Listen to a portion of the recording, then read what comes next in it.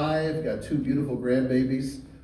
I've had the privilege of serving our young people for the last 25 years as a youth pastor, and then 10 years as a teacher too as well. And currently I'm serving our military as an honorary wing commander of the 388th Fighter Wing on Hill Air Force Base, also serving our police as a police chaplain for the Salt Lake City PD, and praying for the opportunity to be able to serve this great state on the Utah State School Board of Education. Just a few things, my time is short this morning. I've got some notes so I don't get off track.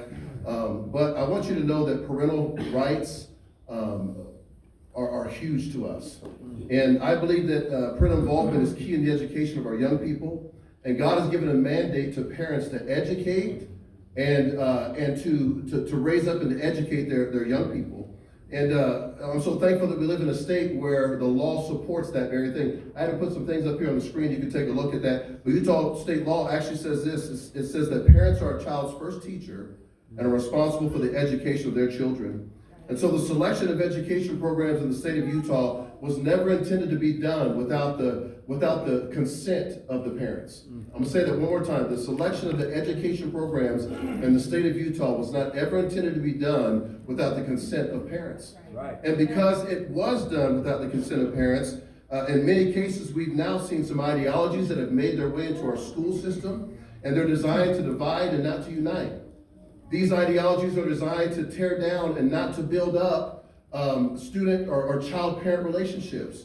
And as parents, we need to be informed. We need to be involved in the education of our kids, and respectfully and graciously and yet boldly make sure that we hold the system accountable for what's being taught in Utah classrooms. And it's important that parents get involved and we do that. Our teachers, I want to praise God for our teachers. We have some great teachers here in the state of Utah. And many teachers are leaving the profession because of the things that have made their way into the school system here in the state of Utah. And many of our teachers have been muzzled and restrained with standards and policies and bureaucracy. And I want to empower our teachers to do what they love to do best, which is to teach the subjects that they're passionate about.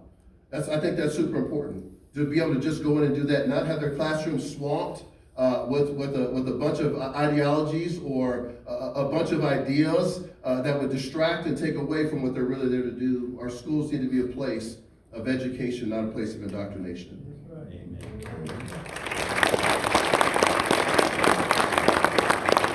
And our teachers need the support of parents.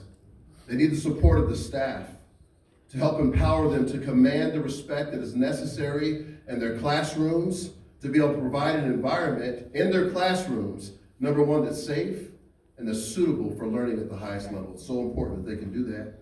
And we as parents, we need to fight for our children. We need to fight for our teachers, the ones that we know we can stand with. Alongside our teachers, we need to go together and fight that war together with them.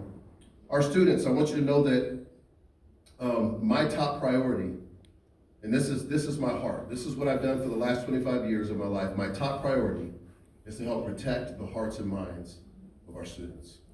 It's so important. We're talking about the most vulnerable, impressionable, pliable, precious minds that need to be protected. And I'm sorry if I get a little bit emotional about this, but it's a real thing. It's a great responsibility for us to have to protect the hearts and minds of our kids. That's why it is so important that our kids hear truth, that truth is taught in our schools. Because what goes into our mind impacts our heart. What impacts our heart will come out in our life. And so I want to say this, no sensitive materials in our schools. I have no idea why this is even a debate. It makes no sense that it's a debate. No sensitive materials in our schools. We're not talking about getting rid of good books. We're not talking about getting rid of books that uplift and teach our kids. We're talking about getting rid of books that are filled with so much trash you can't even read them in a public forum. Let's get rid of that stuff in our schools.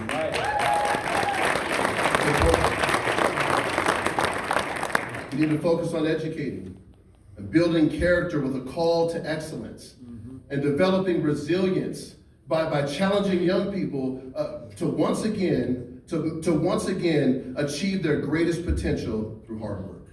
Let me say, hard work is not a bad phrase. It's not a bad phrase. It's a good phrase. And that's what builds character, is what builds resilience. And we don't need to dumb down the school system. We need to call young people to rise up to excellence and be achievers and become what they're supposed to become. I want to say this real quick before I get off of this. I think it's really important. For many, many, many years, we've been really focused on giving a handout. Let's help, let's do this, let's do that. I think young people don't need a handout. We see what it's done. We've removed adversity. We've taken things away from them and not allowed them to go through any trials and tribulation or hard times. It's not built any resilience. And because of that, this generation's they're being labeled as the weakest generation. And so what our young people need is they need not a handout, but a hand up. Right. They need somebody to reach down and help pull them up and walk through adversity with them and walk through trials and tribulations with them. And that's going to require all of us to get involved and all of us to step in. We have a college and career ministry here in our church, and it's fantastic. But we watched it grow. We watched God bless it, and that's exactly what we've done. We walked in, we've given young people a hand up and said, you know what? Maybe we took too many things away from you in the past. Maybe we didn't let you go through enough hard stuff in your life. Let us walk through this adversity with you and show you what it looks like to work hard and to accomplish and to become. And so what I'm asking from you this morning, number one, is for your prayers. We've never done anything like this before. God has called us into this arena, and it's a big deal, so we ask for your prayers. Number two, we would ask that you would consider giving us your support with your vote. And I believe that we live in the greatest state in the nation. This state is so unique, and the diversity that's here, and it's amazing. And don't let anybody tell you that there's a bunch of racism and all that garbage going on in the state. This is a great state. This is a great state. It's a great state. A lot of lies being told. A lot of things trying to infiltrate. A lot of lies being told. This is a great, look at this room. Just look around the room. This is a melting pot of everybody coming together. I'm so thankful for it this morning. And guess what? In order for these things not to come in and dominate, we have got to stand together. One of our slogan, or on my logo, it says, "Together we stand stronger for Utah." And I believe that together we stand stronger for Utah. Listen, this will not be done unless we do it together. And I just want to challenge us. This election cycle is not just about me. It's about voting for men and women that stand for the values that made this country great. Right. It's about voting for men and women that stand for right and that stand for truth. I'm talking about real truth, absolute truth, God's truth. It's about voting for people that stand for those things. And I want to encourage you. I hope you'll say this with me here today. We cannot do this unless we do it together. Together we stand stronger for Utah. Would you say it with me on the count of three? 1, 2, 3. Together we stand stronger for Utah. Let's do this together.